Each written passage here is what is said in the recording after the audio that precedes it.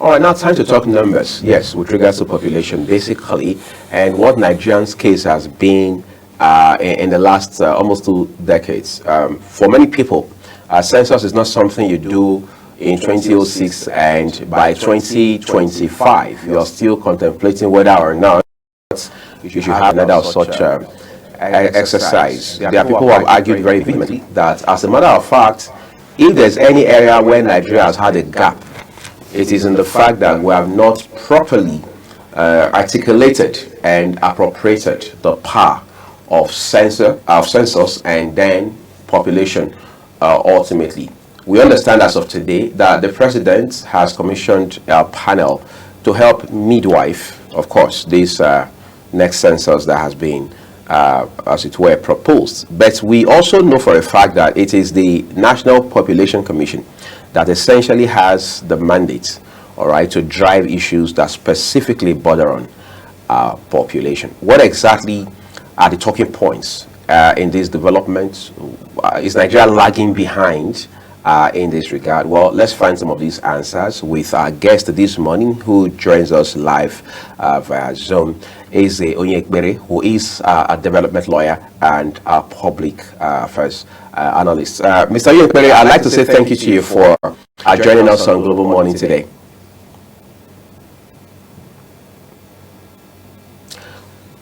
Let's begin first by asking, I mean, it's almost 2 decades. Like you know, last time was in 2006. Now we are still pretty much contemplating whether or not we want to have census. Last year, I mean 2 years ago, 2023, at the twilight of the Buhari administration, there had been some indication that Nigeria could have had a census, but that never happened, for example. Are we just a country not taking developmental issues seriously, or are there teething problems we're trying to address before we move on?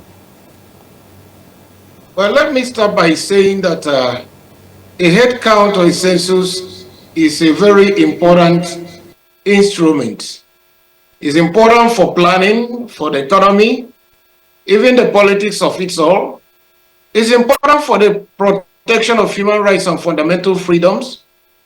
It's important for development generally. In fact, it's important for everything Nigeria stands for.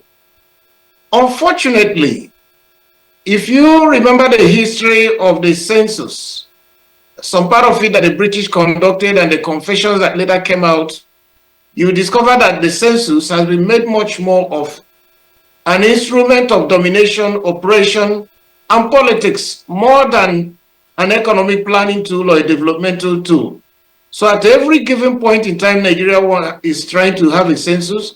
There are all kinds of forces, including the leadership of the country, positioning themselves for manipulation, that I dare say that Nigeria had never had a good census like a free and fair census. Let me use that word borrowed from elections, where the actual numbers and who they represent are entered into the official books for we to know that state A has just say 1 million people, state B has 2.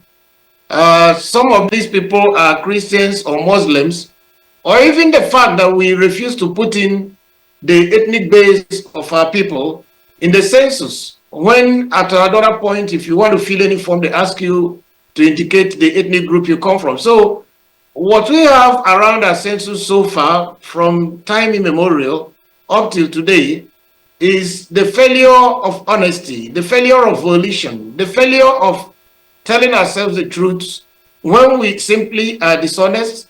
The leadership does not believe in what they say. So at the end of the day, the census somehow makes little or no meaning, because it doesn't really portray the actual fact of how many we are and the divisions and subdivisions within us. My colleague Queen Agaba will also advance a few questions shortly. But before that happens, we all also know, Mr. Onyekpere, that census exercises are not cheap. All right, they cost a whole lot. In fact, in some cases, especially when you look at it against the backdrop of a country like Nigeria, they can cost a fortune, in a manner of speaking. So, are we saying that we are putting money as it were, in a basket, because they say put your money where your mouth is. So if you are investing, as it were, so much in census, and then you're not getting commensurate value for it, what exactly is then the objective beyond political motivation, ethnic and religious objectives?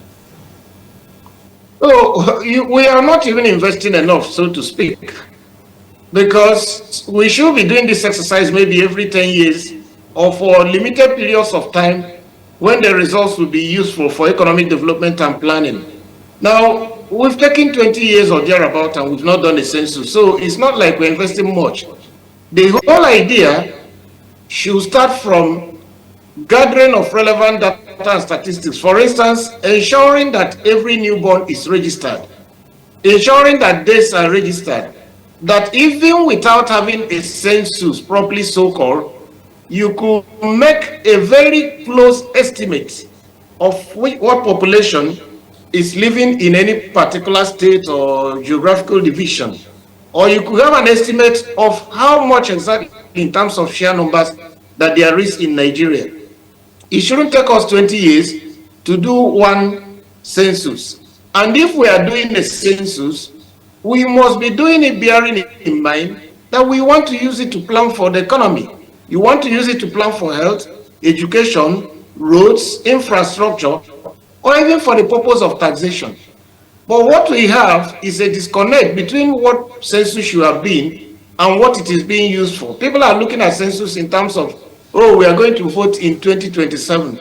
So let's inflate the figures that should come from XYZ states so that at the end of the day, we return, oh, we are the largest population. So there is a huge disconnect between what census should be and what we are using it for. And I'm saying we are not investing enough. It's not just about the head count on a particular day or period of days. It's about collecting information that should help us to validate even whatever we have as census. The number of births we have, those who are also leaving the world, and other data and statistics that we should collect so that at every given point in time, we have an idea, even without a census, of our real population. All right, let's ask this quickly because it's also very vital to this conversation we're having this morning. We have the National Population Commission. Somebody jokingly asked a few years ago, in between two census exercises, what exactly is the job of the commission, that's the National Population Commission, in light of its mandate? How effective or otherwise has that commission been? Some people say, well, you can't blame the commission much because if they are not mobilized in terms of funding and other very critical resources, there's next to nothing they can do. But again, there are people who work there who must be paid. These are career civil servants and what have you. Help us make sense of this angle. Well, to the best of my knowledge, I see the National Population Commission getting 5 votes every year in the budget. So I don't think whatever the challenges they have is based on a failure of funding. They already have funds. And some of these things is about putting systems in place and following up with it. Not everything will require you to collect the kind of money INEC wants to collect, even when they don't organize free and fair elections. So it is not about funding. The central issue is about how mobilized or how they are mobilizing people so that they can do their civic duties that gives a sense of our population or even gives an accurate head count of things that are going, the sheer birth rate, or even the number of people living in Nigeria, or at the same time, even with the census, what are we doing with those figures? You know, educating people about the needs for things like, may not necessarily be their function, but the resources they bring will help us plan for things like family planning, and even the resources we have vis-a-vis our population, and whether that population is a real viable population. It's not just talking about sheer numbers. What is the quality of your population? What's the quality of education available to them? What's the quality of health services available to them? What skills do they possess? What's their purchasing power? So there's quite a whole lot. It's not about the population commission per se, but it's about the leadership and the politics of it that simply rubbishes the idea of a census. Okay, before going guessing, the National Bureau of Statistics, as the name implies, obviously midwives issues around data and statistics for this country. There's also the argument about interagency collaboration and what have you. Every time we hear about numbers, estimated population numbers, it always comes from the NBS. In this case, how do we strengthen interagency synergy on the one hand, and then on the other hand, in a country where many persons believe that we don't even trust the data that we generate, all right, how do we make progress going forward? I don't think it's NBS that gives you population data. They may be publishing statistics they get from other agencies. I haven't seen a part of their mandate which says they should count Nigerians or tell us our population. Yes, there should be interagency collaboration. But even the NBS you just mentioned has simply rubbished and ridiculed the idea of gathering statistics. NBS woke up one morning and told us that we are doing international best practices and simply moved the unemployment rate from 34, 35 or 30-something% down to 3 or 4% or less than 6%. And then rubbished the idea of underemployment and told us that 90-something% or 95, 96% of Nigerians are employed. When in actual fact, what they did was to change the methodology for calculating who is employed and who is not employed. And even the chief of that statistics agency, I'm sure, will be having brothers and sisters who've left universities demanding urgent 2K from him every other day in their tens of numbers, simply because they are not doing anything. They also woke up one day, like they did last time, and moved the inflation rate from 30-something to 24. Even the CBN didn't believe them. They knew they were joking. That when they did the monetary policy committee, they still left the monetary policy rate at 27, which was far above the inflation rate. But normally they should be at par, or even the monetary policy rate should be less. So what I'm saying in essence is that the credibility of even the NBS we are discussing is very much in doubt, because those things are supposed to do, whether it's inflation or unemployment rate, is to inform government policy. But when you simply bring a methodology that wants to make the government you are serving look good and nothing, and everybody knows that what you are doing has no, people we are asking them, have prices of goods and services come down? They say, no, it's not about price of goods and services coming down, but it's the new methodology they are using. So in essence, I want to see interagency collaboration, but the kind of agency you mentioned now is not the kind of agency I want to see to inform my population, because they could also tell you there's a new method of counting Nigerians that either suppresses the number in certain areas or inflates it in others. They are not reliable. So there's no question of talking about NBS. I don't see anything they're doing. Okay, many thanks for your contribution so far. But we've highlighted some of the challenges that are, associated with our growing populations. But the consequences of not addressing these challenges, what are these consequences regards our population and of not addressing these challenges, and how do we mitigate it? The consequences you see is on the development we have today. Okay? Underdevelopment stemming from the incredible number of children who are out of school. Do we have the statistics to plan for them? The high rates of maternal and child mortality, lack of access to pipe-borne water, poor medical services. These are all clear issues that we don't have a proper population count which should inform developmental policy, or that if we have a population count, that it is being ignored and something else done when we are doing our developmental policy in terms of its formulation and in terms of its implementation. It is important even for things as little as electricity. Okay, do I say electricity is little?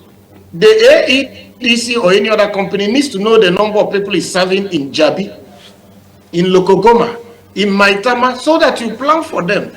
Know the energy you have to put in, know the transformers, know the strength of the wires you have to put in. So these things are quite important in every sector. I've mentioned education, I've mentioned health, I've mentioned electricity, even the roads.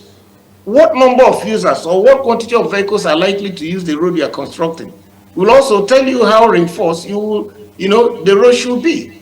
So that's the failure we are having, simply because we are neither doing a proper head count, or when we do the head count, we are not using the figures to inform policy formulation and implementation.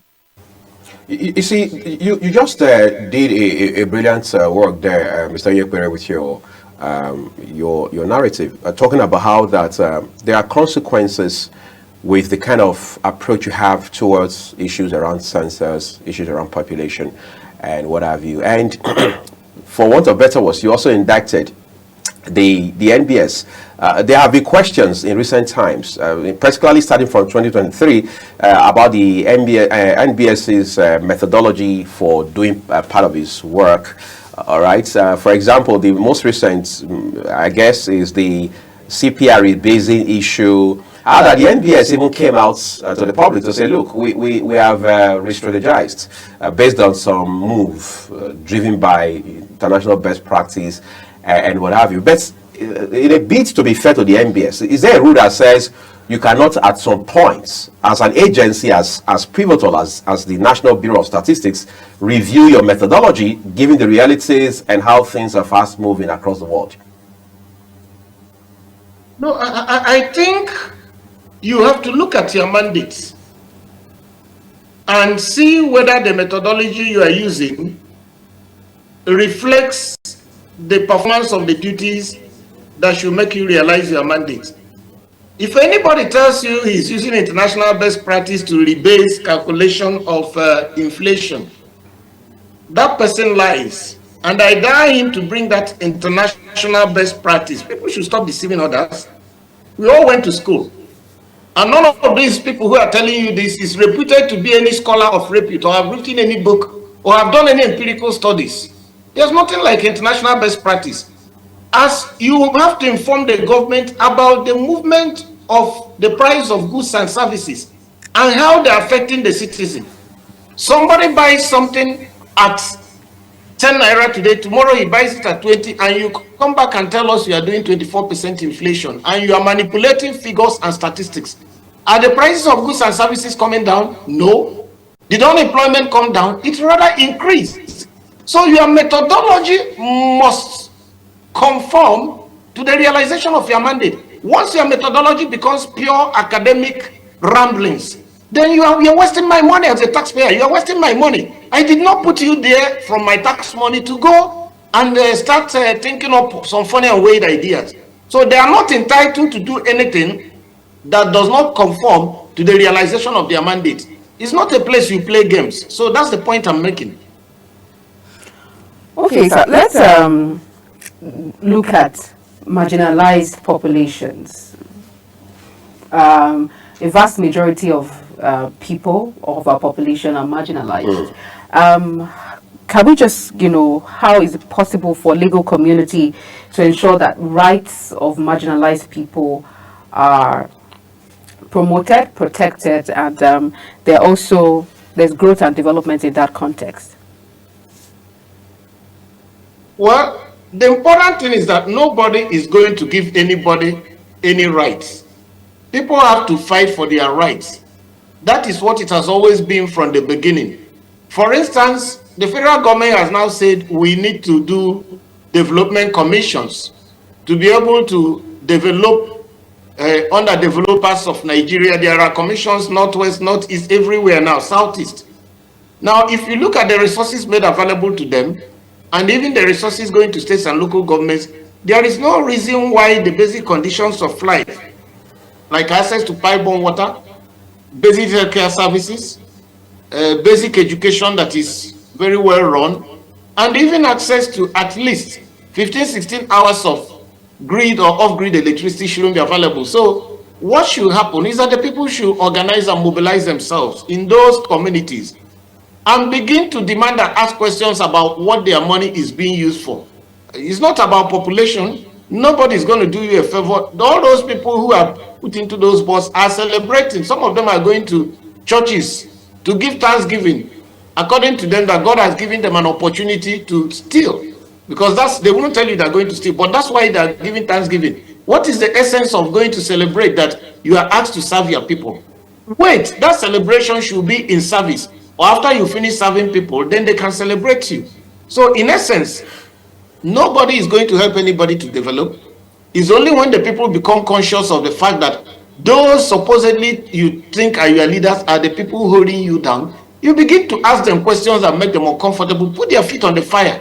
Because what is happening, the level of resources available in the country is not in any way reflected in the standard of living. That's simple. I don't see anybody who is going to do me any special favor, because all they are planning is how to mismanage the little resources that's available.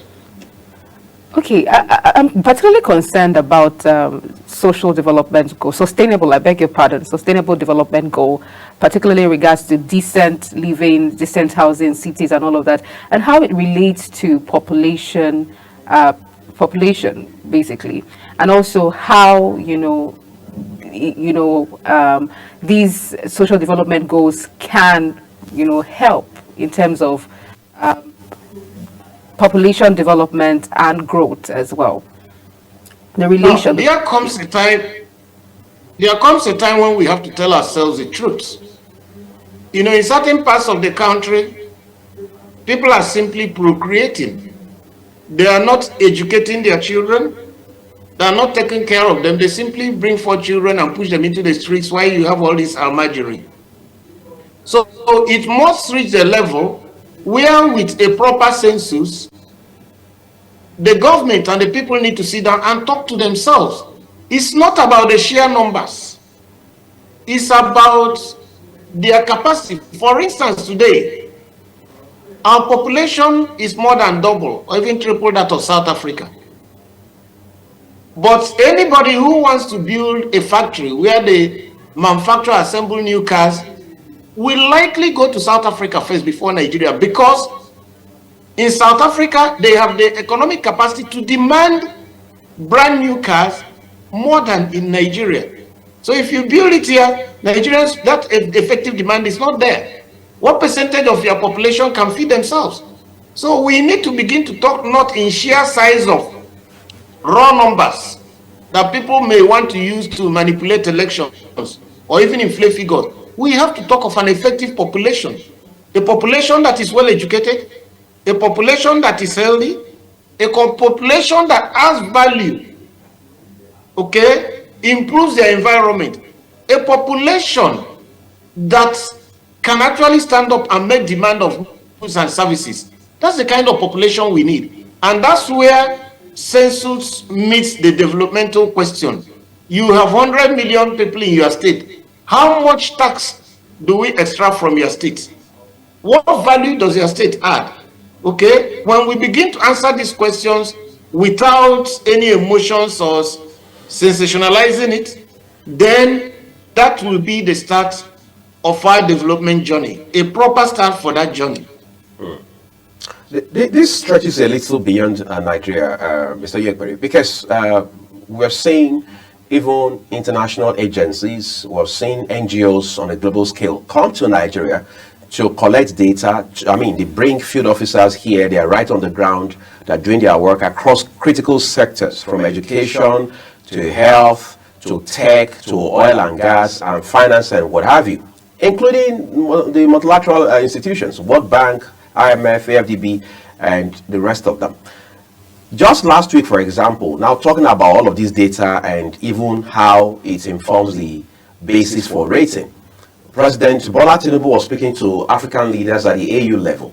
And one of the things he did propose very firmly is that we probably have had enough as a continent of 54 countries to, of having countries, other agencies from across the world, whether it's from Europe or from America, coming to Africa to rate our banks, to rate our firms, rate our sectors, and so on and so forth. He is now advocating for indigenous rating agencies, because he says that these, foreign agencies have not been fair in their rating of African countries, of African institutions, of even African firms, and what have you. Does that already say that there is an inherent bias in data collection, data analysis, data application, and ultimately in census and population issues? When you go to the AU to tell other Africans that we need our own rating agencies, charity should begin from home. why did you anchor your critical policies on the demands of the international financial institutions and development agencies, the World Bank and IMF? Why did you suddenly devalue your currency from 400 to 1,600 to the dollar? So it is not about stating things simply because you have a podium to talk. It's even about what do you do in your own country. We don't need anybody to rate us, but it is because of how we positioned ourselves, made ourselves a laughing stock, put on a begging bowl in our hands, begging around the world, unable to feed ourselves, unable to take care of our wives and daughters when they will impregnate them, and our children, we can't take care of them. So why wouldn't somebody else rate you? What has the administration done with the vast arable lands in Nigeria for us to feed ourselves? Why are you importing tractors and every car and machinery when there are companies in Nigeria that can give you those tractors? Why are we importing Toyota Hilux, all the big SUVs, when Innocent in Inewi can do it, Nordin in Lagos can do it? So, Mr. President, with utmost respect, does not even understand what he's saying. If he wants to build a Nigerian economy, he should come back home and do it. Why are certain sections of Nigerians marginalized? When you do all the railways, they're either moving between Ibadan to the southwest, okay, Lagos, Ibadan, Abuja, Kaduna. Then you start from Katsina, you want to go outside Nigeria to the border with Niger. Why is there no modern railway starting from Port Harcourt, Aba, Oyenu? Why is the entire southeastern part of Nigeria neglected? So these are critical questions. You don't just go out because they gave you a pedestal at the African Union to talk about rating agencies. If you want to develop Nigeria, come back home and have that dialogue and do the right thing. And also, tell me who does what the kind of thing we are doing. Look at the value of, or the bank, okay, the capitalization of our big banks, like Zenith, GTB, UBA. Do you know the value of their shares at about 50, 60 to the dollar, 50, 60 naira? A dollar at about 1,500, okay, to the naira. Somebody, you are selling, a big bank is selling its shares at 30, 50 naira, which means you are discussing less than 5 cents is the value of your stock. Which bank in the US or in Britain has that kind of value? Because you simply allowed yourself to be outmaneuvered. You simply subjected yourself to ridicule. You do not simply float your currency. At a point in time, you have nothing to sell to the international community except crude oil. You don't determine the price. Even the crude oil, you cannot bring it out and sell. You bring out 2 million and 1 million part of it is stolen and not accounted for.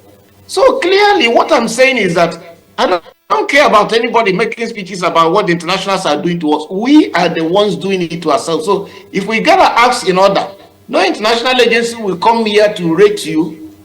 If you have your acts in order, if you are doing the right thing, if they come here to rate you and tell you something you don't like, you tell them off. But you have no capacity to tell them off because you are dependent on them. That's why we can make all our big banks extremely penny stocks. Okay, so that's the kind of thing that is happening, and that somebody has been working for the past 15-20 years. The more he sells, the less value he has. So there is no way you can go to Africa, to African Union, to talk about the rating agencies while you have not kept your house in order. Well, that's where we're living. It's Onyekpere, developmental lawyer, and of course, socioeconomic expert. Thank you for these valuable insights that you have shared with us today. We do wish you the best of today. My pleasure. Thank you. All right, that's where we'll leave our first conversation, everyone. We'll return shortly, and then we turn to Ondo State to look at what the developments have been like in the Sunshine State.